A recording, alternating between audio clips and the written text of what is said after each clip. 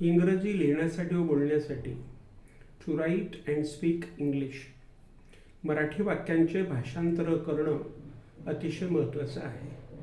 To make the translation of the Marathi sentences is very important.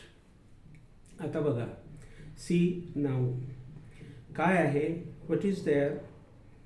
साधा वर्तमान काळ पहिला आहे. The simple present tense is first. त्याच्यामध्ये काय आहे, आपल्या सवयी आपण बोलायच्या असतात. म्हणजे we should speak our habits. आता पहिले हॅबिट पहा, मी सकाळी लवकर उठतो.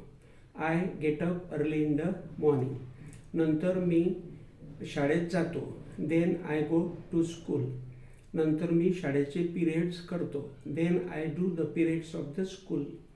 यावरून तुमच्या असं लक्षात येईल की हा साधा सरळ भाग आहे.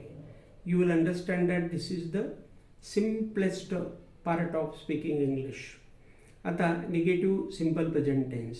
मी गावाला जात नाही. I do not go to the village. मी आंबा खात नाही. I do not eat the mango. लोक खरं बोलत नाही. People do not speak true always. अशा प्रकारे साध्या सरळ पद्धतीने मराठीचं इंग्रजीमध्ये भाषांतर करून आपण इंग्रजी बोलू शकतो. चला तर मग आपण इंग्रजी बोलूया.